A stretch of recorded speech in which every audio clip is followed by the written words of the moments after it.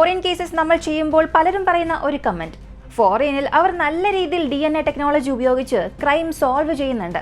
നമ്മുടെ ഇന്ത്യയിൽ മാത്രം എന്തുകൊണ്ട് DNA ടെക്നോളജി അത്ര ഉപയോഗിക്കുന്നില്ല? നമ്മുടെ പക്കൽ ഫെസിലിറ്റീസ് ഇല്ലേ, ടെക്നോളജി ഇല്ലേ, അല്ലെങ്കിൽ നമ്മുടെ പക്കൽ കഴിവുള്ള ഉദ്യോഗസ്ഥർ ഇല്ലേ എന്നുള്ള പല ചോദ്യം നമുക്ക് വരും. എന്നാൽ ഇന്ന് നമ്മൾ കാണാൻ പോകുന്ന ഈ ഒരു കേസ്, മധ്യപ്രദേശിൽ 2023 നടന്ന ഈ ഒരു സംഭവം വളരെ സമർത്ഥമായി ഇൻവെസ്റ്റിഗേറ്റ് ചെയ്ത പോലീസ് ഓഫീസർ DNA ടെക്നോളജി ഉപയോഗിച്ച് ഈ കേസ് സോൾവ് ചെയ്തു. നമ്മുടെ രാജ്യത്തും കഴിവുള്ള പോലീസ് അധികാരികളുണ്ട്.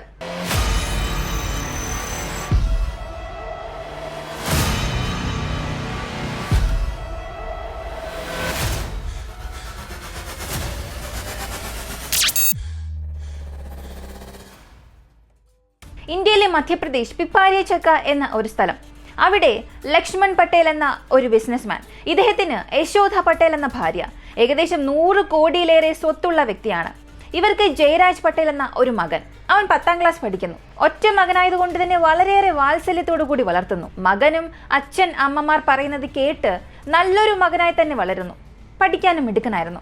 ജയരാജ് പട്ടേൽ സാധാരണ ചെയ്യുന്ന അവന്റെ ജീവിത രീതി എങ്ങനെയാണെന്ന് ചോദിച്ചാൽ, സ്കൂൾ കഴിഞ്ഞ് വന്ന ഉടൻ ഒരു 2-3 മണിക്കൂർ പുറത്തുപോയി ഫ്രണ്ട്സുമായി കളിച്ചിട്ട് തിരികെ വീട്ടിലേക്ക് വരും. എന്നിട്ട് മാത്രമേ അവൻ പഠിക്കുകയോ മറ്റു ചില കാര്യങ്ങളൊക്കെ ചെയ്യുകയുള്ളൂ. അങ്ങനെ ഒരു ദിവസം 2023 മാർച്ച് മാസം 8-ാം തീയതി ഒരു ദിവസം വൈകുന്നേരം 5 മണിക്ക് അവൻ പുറത്ത് കളിക്കാൻ പോയി. അങ്ങനെ പോയി ജയരാജ് പട്ടേൽ രാത്രിയായിട്ടും തിരികെ വീട്ടിലേക്ക് വന്നില്ല.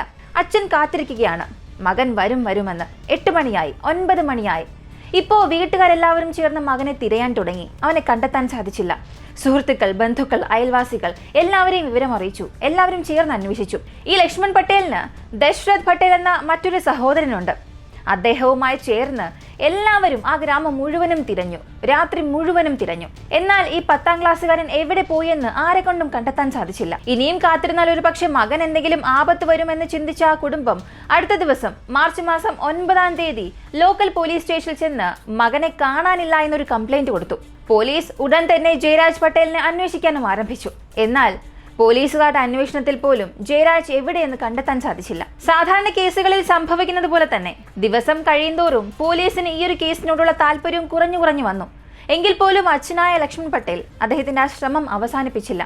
മകനെക്കുറിച്ച് എന്തെങ്കിലും വിവരം ലഭിച്ചാൽ ഉടൻ തന്നെ എന്നെ അറിയിക്കുക, അവർക്ക് ഞാൻ 5 ലക്ഷം രൂപ പ്രതിഫലം നൽകുമെന്നും അറിയിച്ചു. എന്നാൽ ഒന്നിനും യാതൊരു ഫലവും ഉണ്ടായില്ല. ഇങ്ങനെ ആഴ്ചകൾ, മാസങ്ങളാകാൻ തുടങ്ങി. അങ്ങനെ 2023 മെയ് മാസം 13-ാം തീയതി 2 കർഷകർ അവരുടെ കൃഷിസ്ഥലത്ത് ജോലി നോക്കാനായി പോകുമ്പോൾ തൊട്ടടുത്തുള്ള ഒരു ഭൂമിയിൽ എന്തോ ഒരു വസ്തു വ്യത്യസ്തമായി കിടക്കുന്നത് കണ്ടു. അതായത് ആരോ മണ്ണിനടിയിൽ എന്തോ കുഴിച്ചിട്ടിട്ടുണ്ട്. പക്ഷെ അടുത്തിടെ പെയ്ത മഴ കാരണം അത് ഭൂമിക്കുള്ളിൽ നിന്നും പുറത്തേക്ക് വന്നിട്ടുണ്ട്. ആ ഒരു രീതിയിലാണ് കാണപ്പെട്ടത്. ഉടൻ തന്നെ അവർ അതിനടുത്തേക്ക് ചെന്ന് നോക്കിയപ്പോൾ അതൊരു മനുഷ്യന്റെ അസ്ഥിക്കുടമാണെന്ന് മനസ്സിലായി. ഭയന്നുപോയി അവർ ഉടൻ തന്നെ പോലീസിന് വിവരം അറിയിച്ചു. പോലീസ് സംഭവ സ്ഥലത്ത് വന്ന് നോക്കി. അത് പൂർണ്ണമായും നശിച്ചു പോയിട്ടുണ്ട്. എല്ലിൻ കഷ്ണങ്ങൾ മാത്രമേ ഉള്ളൂ. കാണുമ്പോൾ തന്നെ മരിച്ചു ചില മാസങ്ങളായെന്ന് മനസ്സിലായി. അതിനാൽ അടുത്തിടെ അല്ലെങ്കിൽ ഈ അടുത്ത മാസങ്ങളിലായി ആരൊക്കെ അവിടെ കാണാതായിട്ടുണ്ട് എന്നുള്ള ലിസ്റ്റ് എടുക്കുന്നു. ആ സമയത്താണ് ജയരാജ് പട്ടേൽ കാണാതായ കാര്യം പോലീസ് അറിയുന്നത്. ഇപ്പോൾ ഈ ലഭിച്ച അസ്ഥിക്കുടത്തിന്റെ സ്ട്രക്ചർ, അതിന്റെ ആ ഒരു ഘടനയെല്ലാം വെച്ച് നോക്കുമ്പോൾ മരിച്ചത് ഒരു പക്ഷെ ആണായിരിക്കാം. 15-നും 18 വയസ്സിനും ഇടയിൽ പ്രായമുണ്ടാകാം എന്ന് സംശയിച്ച പോലീസ് ഓഫീസർ നേരിട്ട് ലക്ഷ്മൺ പട്ടേലിനെ ഫോൺ ചെയ്ത് വിളിക്കുന്നു. സംഭവ സ്ഥലത്തേക്ക് വരാൻ ആവശ്യപ്പെട്ടു. അദ്ദേഹവും ഭാര്യയും വളരെ ഭയത്തോടു കൂടി അവിടെ എത്തി. പക്ഷേ ലഭിച്ചത് അസ്ഥിക്കുടമാണ്. മരിച്ചത് ജയരാജ് പട്ടേൽ ആണോ എന്ന് പോലും അവരെ കൊണ്ട് കണ്ടെത്താൻ സാധിച്ചില്ല. എങ്കിൽ പോലും ആ അസ്ഥിക്കുടം ലഭിച്ച ആ സ്ഥലത്ത് നിന്നും മറ്റു ചില വസ്തുക്കൾ ലഭിച്ചു. അത് വെച്ച് അത് സ്വന്തം മകനാണ് എന്ന് ആ 2 പേരും കരഞ്ഞുകൊണ്ട് പറഞ്ഞു. അവൻ അവസാനമായി ധരിച്ചിരുന്ന വസ്ത്രം സ്വർണം, കൂടാതെ അവസാനമായി അദ്ദേഹം മകനൊരു ബെൽറ്റ് വാങ്ങിക്കൊടുത്തിരുന്നു. ആ ബെൽറ്റും അവിടെ ഉണ്ടായിരുന്നു. ഇതെല്ലാം വെച്ച് നോക്കുമ്പോൾ യാതൊരു സംശയമില്ല, അത് തന്റെ മകൻ തന്നെയാണ് എന്ന് അവർ ഉറപ്പിച്ചു പറഞ്ഞു. ഇനി മറ്റൊന്നും ചെയ്യാൻ സാധിക്കില്ല. അച്ഛനും അമ്മയും ആ മകന്റെ റിമൈൻസ് നൽകാൻ ആവശ്യപ്പെട്ടു. ഞങ്ങൾക്ക് അവന്റെ അവസാന ചടങ്ങുകൾ ചെയ്യണമെന്ന് ആവശ്യപ്പെട്ടു. പക്ഷെ പോലീസ് പറഞ്ഞത് ഇല്ല, ഈ ബാക്കിയുള്ള ശരീരഭാഗങ്ങൾ ഞങ്ങൾക്ക് നൽകാൻ സാധിക്കില്ല. എത്ര തന്നെ നിങ്ങൾ ഈ തെളിവുകളെല്ലാം വെച്ചുകൊണ്ട് നിങ്ങളുടെ മകൻ ജയരാജ് ആണ് ഇതെന്ന് പറഞ്ഞാലും ഞങ്ങൾക്കതൊരിക്കലും പെട്ടെന്ന് കൺഫേം ചെയ്യാൻ സാധിക്കില്ല. ഞങ്ങൾക്ക് DNA ഉപയോഗിച്ച് പരിശോധിക്കാതെ ഒരിക്കലും റിമൈൻസ് നിങ്ങൾക്ക് നൽകാൻ കഴിയില്ല എന്നവർ പറഞ്ഞു. അങ്ങനെ അവർ ലഭിച്ച ഈ റിമൈൻസിൽ നിന്നും ഒരു DNA സാമ്പിൾ എടുത്തു. കൂടാതെ ലക്ഷ്മൺ പട്ടേൽ, യശോധ പട്ടേൽ ഇവരിൽ നിന്നും ബ്ലഡ് സാമ്പിൾ എടുത്തു. ഇങ്ങനെ 2 സാമ്പിളും DNA പരിശോധനയ്ക്കായി അയച്ചു. ടെസ്റ്റ് റിപ്പോർട്ട് വരാൻ ഏകദേശം ഒരാഴ്ചയാകും. എല്ലാവരുടെ പ്രതീക്ഷയും തീർച്ചയായും DNA പോസിറ്റീവ് ആയിരിക്കും, മരിച്ചത് ജയരാജ് തന്നെയായിരിക്കുമെന്ന്. ഈ ഒരു കേസ് അവസാനിച്ചു എന്നൊക്കെ ചിന്തിക്കുമ്പോഴാണ് ഫോറൻസിക് ടീമിൽ നിന്നും വളരെ ഞെട്ടിപ്പിക്കുന്ന ഒരു റിപ്പോർട്ട് വന്നത്. അതായത് അവിടെ നിന്ന് ലഭിച്ച ആ ഒരു അസ്ഥികൂടം ജയരാജ് പട്ടേലിൻ്റെതല്ല. 2 DNA യാതൊരു രീതിയിലും മാച്ച് ആയില്ല എന്ന റിപ്പോർട്ടാണ് ലഭിച്ചത്. ഇതെല്ലാവരെയും ഒന്നടങ്കം ഞെട്ടിപ്പിച്ചു. അപ്പോൾ ഇത് ജയരാജ് പട്ടേലിന്റെ ഈ അസ്ഥികൂടം അല്ല എന്നുണ്ടെങ്കിൽ പോലീസിന് വരുന്നത് 2 ചോദ്യമാണ്. ജയരാജ് പട്ടേലിന് എന്ത് സംഭവിച്ചു? അവൻ ഇപ്പോഴും ജീവനോടെ ഉണ്ടോ? ഇതാണ് ആദ്യത്തെ ചോദ്യം. രണ്ടാമത്തേത്, ലഭിച്ച ഈ അസ്ഥികൂടം ആരുടേത്? ഈ മരിച്ച വ്യക്തിയെ ആര് കൊന്നു? ഇതാണ് രണ്ടാമത്തെ ചോദ്യം. പക്ഷേ DNA റിപ്പോർട്ട് ഇങ്ങനെയാണ് വന്നതെങ്കിലും ജയരാജിന്റെ അച്ഛനും അമ്മയും പറയുന്നത്, ഞങ്ങൾക്ക് DNA-യിലൊന്നും വിശ്വാസമില്ല, ഇത് ഞങ്ങളുടെ മകൻ തന്നെയാണ്, ഈ വസ്തുക്കളെല്ലാം എൻ്റെ മകൻ്റെ തന്നെയാണ്, അതുകൊണ്ട് ദയവ് ചെയ്ത് നിങ്ങൾ ആ റിമൈൻസ് തിരികെ നൽകുക, ഞങ്ങൾക്ക് അവസാന ചടങ്ങുകൾ ചെയ്യണം, അത് മാത്രമാണ് ഞങ്ങൾക്ക് ഞങ്ങളുടെ മകന് വേണ്ടി ഇനി ചെയ്യാനുള്ളത്, ദയവ് ചെയ്ത് നൽകണമെന്ന് ആവശ്യപ്പെട്ടു. പക്ഷെ പോലീസ് അത് നൽകിയില്ല. ഇപ്പോൾ ഈ വീട്ടുകാരുടെ നിർബന്ധം കാരണം പോലീസുകാർ മറ്റൊരു DNA ടെസ്റ്റ് കൂടെ ചെയ്യുന്നു. ചണ്ഡീഗഡ് ഫോറൻസിക് ലാബിലേക്ക് വീണ്ടും ഈ സാമ്പിൾ അയച്ചു കൊടുക്കുന്നു. ഒരു 10 ദിവസം കഴിഞ്ഞ് റിസൾട്ട് വരും. എല്ലാവരും കാത്തിരിക്കുന്നു. ആദ്യ റിപ്പോർട്ടിൽ എന്ത് റിസൾട്ടാണോ വന്നത് അതേ റിസൾട്ട് തന്നെയാണ് രണ്ടാമത്തെ റിപ്പോർട്ടിലും വന്നത്. അത് ജയരാജിന്റെ ശരീരം അല്ല. ഈ ഒരു സാഹചര്യത്തിലാണ് ആ പോലീസ് സ്റ്റേഷനിലേക്ക് സന്ദീപ് മിശ്ര എന്ന പോലീസ് ഓഫീസർ ട്രാൻസ്ഫർ ആയി വരുന്നത്. അദ്ദേഹം പോലീസ് സ്റ്റേഷനിലുള്ള ഓപ്പൺ കേസസ് എല്ലാം എടുത്തു നോക്കുന്നു. അപ്പോഴാണ് ഈ ഒരു കേസ് അദ്ദേഹത്തിന് വളരെ വ്യത്യസ്തമായി തോന്നിയത്. ആ റിമൈൻസ് പരിശോധിച്ച ഡോക്ടേഴ്സും ഫോറൻസിക് റിപ്പോർട്ടും എല്ലാം വെച്ച് നോക്കുമ്പോൾ മനസ്സിലാകുന്നത്, ലഭിച്ച ഈ ഒരു അസ്ഥികൂടം 18 വയസ്സിനും ഒരു 15 വയസ്സിനും ഇടയിലുള്ള ചെറിയ കുട്ടി, ഏകദേശം ജയരാജ് പട്ടേലുമായി സാമ്യം തോന്നിക്കുന്ന അതേ ശരീരഘടന തന്നെയാണ്. എല്ലാം അവനുമായി തന്നെ മാച്ച് ആകുന്നുണ്ട്. പിന്നെയും എന്തുകൊണ്ട് DNA മാത്രം മാച്ച് ആയില്ല? അതായിരുന്നു അദ്ദേഹത്തിന് വന്ന ആദ്യ സംശയം. ഇപ്പോൾ ആ പോലീസ് ഓഫീസറുടെ മനസ്സിൽ വന്ന വളരെ വ്യത്യസ്തമായ ഒരു ചിന്ത, ഒരു പക്ഷെ അവൻ ജനിച്ച അതേ ദിവസം ആ ആശുപത്രിയിൽ മറ്റേതെങ്കിലും കുഞ്ഞ് ജനിച്ചിട്ടുണ്ടാകാം. അങ്ങനെ കുഞ്ഞുങ്ങൾ തമ്മിൽ മാറിപ്പോയിട്ടുണ്ടാകുമോ? നമ്മൾ സിനിമയിലൊക്കെ കാണാറില്ലേ, അതുപോലെ തന്നെ അദ്ദേഹം ആ ഒരു രീതിയിലേക്ക് ചിന്തിച്ചു. ഈ സംശയത്തോടു കൂടി ഇദ്ദേഹം ജയരാജിന്റെ അച്ഛനെയും അമ്മയും കാണുന്നു. നിങ്ങളോട് ചില ചോദ്യങ്ങൾ ചോദിക്കണം. നിങ്ങളുടെ മകൻ ജനിച്ച ആശുപത്രി ഏതാണ്? നിങ്ങളുടെ മകൻ ജനിച്ചപ്പോൾ അതേ ഡേറ്റിൽ ആ ആശുപത്രിയിൽ മറ്റേതെങ്കിലും കുഞ്ഞുങ്ങൾ ജനിച്ചിട്ടുണ്ടായിരുന്നോ? കുഞ്ഞുങ്ങൾ ഒരു പക്ഷേ മാറാനുള്ള എന്തെങ്കിലും സാധ്യത ഉണ്ടോ എന്ന് ചോദിച്ചു. കാരണം എന്നെ സംബന്ധിച്ച് DNA മാത്രമാണ് മാച്ച് ആകാത്തത്, മറ്റുള്ള എല്ലാ കാര്യങ്ങളും ജയരാജുമായി പക്ക മാച്ച് ആകുന്നുണ്ട്. അതുകൊണ്ട് നിങ്ങൾ സത്യം പറയണമെന്ന് ആ അച്ഛനും അമ്മയോട് ആവശ്യപ്പെട്ടു. ഇപ്പോൾ ആ അച്ഛനും അമ്മയും വളരെ മടിച്ച് പരസ്പരം നോക്കി എന്തൊക്കെയോ ഒരു കുഴപ്പത്തോടു കൂടി ആ പോലീസ് ഓഫീസറോട് പറഞ്ഞു, ഞങ്ങൾക്ക് സാറിനോട് ഒരു സത്യം പറയണം, ക്ഷമിക്കണം, ഇത് പറയാൻ ഞങ്ങൾക്ക് ഒട്ടും തന്നെ ആഗ്രഹമില്ല, പക്ഷേ ഈ ഒരു അന്വേഷണത്തിന് ഇത് സഹായിക്കുമെന്നുണ്ടെങ്കിൽ ഇത് പറഞ്ഞേ തീരൂ. ഞങ്ങൾക്ക് വിവാഹം കഴിഞ്ഞ് പല വർഷമായിട്ടും കുട്ടികളൊന്നുമില്ലായിരുന്നു. നിർഭാഗ്യവശാൽ ദൈവം ഞങ്ങൾക്ക് ഒരു കുഞ്ഞിന്റെ ഭാഗ്യം തന്നില്ല. ആശുപത്രിയിൽ പോയപ്പോൾ ഡോക്ടേഴ്സ് പറഞ്ഞത് ഞങ്ങൾക്ക് 2 പേർക്കും കുഞ്ഞുങ്ങൾ ജനിക്കാനുള്ള യോഗ്യത ഇല്ല എന്നാണ്. ഒരു പക്ഷേ ജീവിതത്തിൽ കുഞ്ഞുങ്ങളില്ലാതെ ഞങ്ങളുടെ അവസാന കാലം ചിലവഴിക്കുമോ എന്നുള്ള ഭയത്തിൽ അങ്ങനെ ചിന്തിച്ചു കൊണ്ടിരിക്കുമ്പോഴാണ് ഡോക്ടർ IVF ട്രീറ്റ്മെന്റിനായി ഞങ്ങളോട് നിർദ്ദേശിച്ചത്.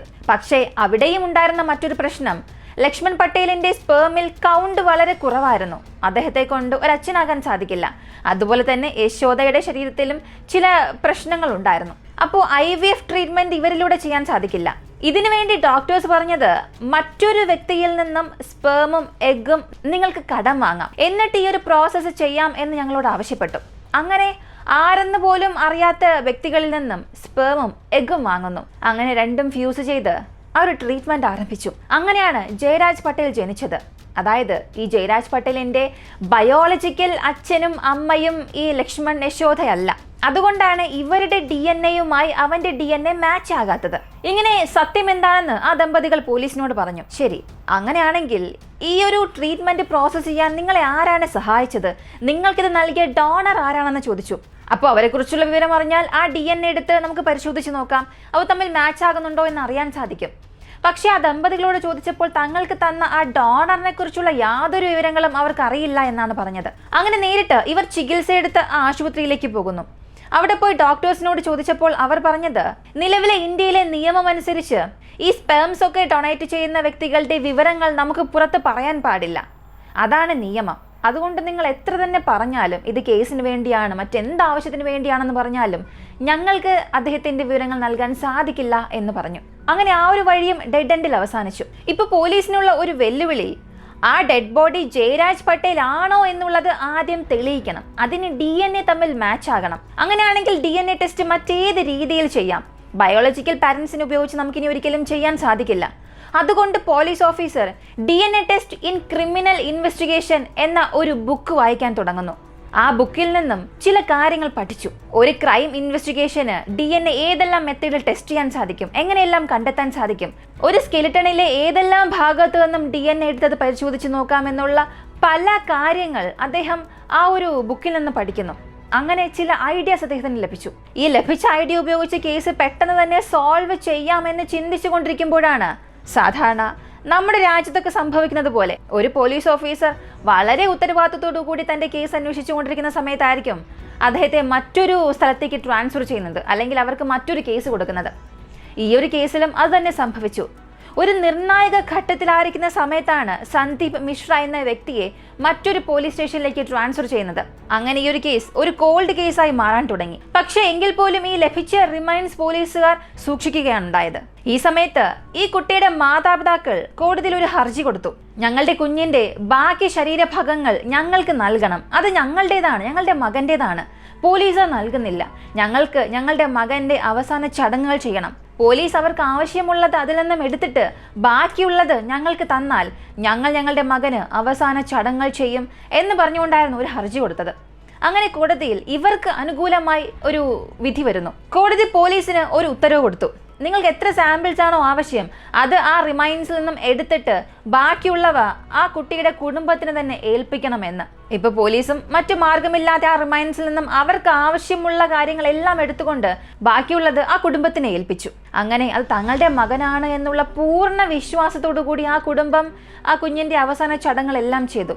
ഇത് ഒരു സാധാരണ കൊലപാതക കേസ് പോലെ അല്ലാതെ ഒരുപാട് ട്വിസ്റ്റ് ആൻഡ് ടേൺസ് ഒക്കെ നിറഞ്ഞതുകൊണ്ടും മരിച്ചതാണെന്ന് പോലും കണ്ടുപിടിക്കാൻ കഴിയാത്തത് കൊണ്ട് ഇത് മാധ്യമങ്ങളിൽ വളരെ ചർച്ചാ വിഷയമായി.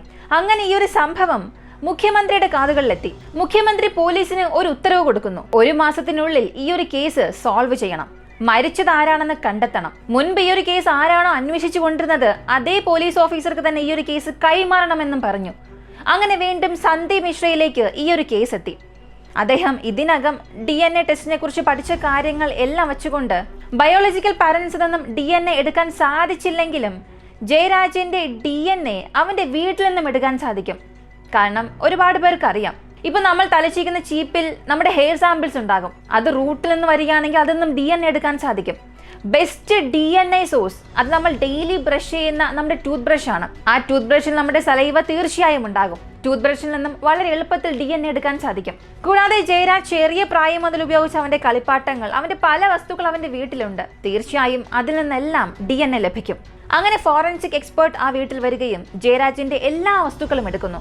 ഇങ്ങനെ അവൻ ചെറിയ പ്രായത്തിൽ കളിച്ച വിസിൽ, അവന്റെ സ്വെറ്റർ, പല വസ്തുക്കളിൽ നിന്നും DNA സാമ്പിൾ എടുത്തു. എന്നിട്ട് ലഭിച്ച ഈ അസ്ഥികൂടത്തിന്റെ DNAയുമായി മാച്ച് ചെയ്തപ്പോൾ 100% അത് മാച്ചായി. അപ്പോൾ യാതൊരു സംശയമില്ല, മരിച്ചത് ജയരാജാണ്. എന്നാൽ ഇപ്പോഴും കേസ് അവസാനിച്ചില്ല. മരിച്ചത് ജയരാജാണെങ്കിൽ അവനെ കൊന്നത് ആരാണ്? അവൻ മരിക്കുന്നത് കൊണ്ട് ആർക്ക് എന്താണ് ലാഭം? അവന്റെ മരണത്തിന് പുറകിൽ എന്തെല്ലാം രഹസ്യമാണുള്ളത്? ഈ ഒരു ചോദ്യത്തിന് ഉത്തരം ലഭിച്ചാൽ മാത്രമേ കേസും അവസാനിക്കൂ. അങ്ങനെ പോലീസ് അവരുടെ അടുത്ത അന്വേഷണം ആരംഭിച്ചു. അന്നത്തെ ദിവസം രാത്രി ജയരാജ് സ്കൂളിൽ നിന്നും വന്ന ഉടനെ ആരുടെ കൂടെയാണ് കളിക്കാൻ പോയത്? ഇതിനകം ഞാൻ പറഞ്ഞിരുന്നു, ലക്ഷ്മൺ പട്ടേലിന് ദശരഥ് പട്ടേൽ എന്ന ഒരു സഹോദരനുണ്ട്.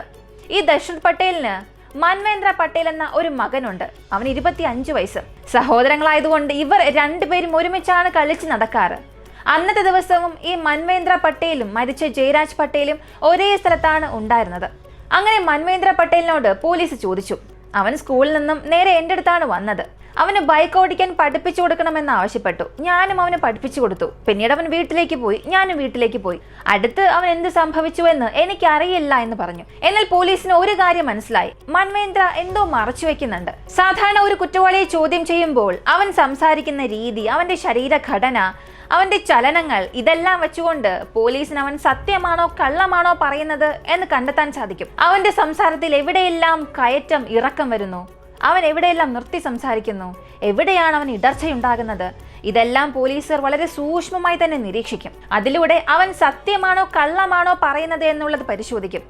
അങ്ങനെ മൻവേന്ദ്ര പട്ടേലിനോട് സംസാരിച്ചതിലൂടെ അവൻ കള്ളമാണ് പറയുന്നതെന്ന് പോലീസിന് മനസ്സിലായി. ജയരാജ് പട്ടേലിന്റെ കൊലപാതകത്തിനും മൻവേന്ദ്രയ്ക്കും എന്തോ ഒരു ബന്ധം തന്നെയുണ്ട്. ഈ സംശയം ഊട്ടിയുറപ്പിക്കുന്ന രീതിയിൽ മറ്റൊരു കാര്യവും പോലീസിന് മനസ്സിലായി. ജയരാജ് പട്ടേലിനെ കുഴിച്ചിട്ട ആ ഒരു കൃഷിഭൂമി അത് മൻവേന്ദ്ര പട്ടേലിന്റെ അച്ഛനായ ദശരഥ് പട്ടേലിന്റേതായിരുന്നു. ഇത് പോലീസുകാരുടെ സംശയം വീണ്ടും കൂട്ടി. അപ്പോൾ ജയരാജ് പട്ടേൽ മരിക്കുകയാണെങ്കിൽ ഈ ദശരഥ് ഭട്ട അല്ലെങ്കിൽ മൻവേന്ദ്ര പട്ടേൽ ഇവർക്ക് എന്താണ് ലാഭം? അതാണ് അറിയേണ്ടത്. അപ്പോഴാണ് പോലീസിന് ഒരു വലിയ വഴിത്തിരിവുണ്ടായത്.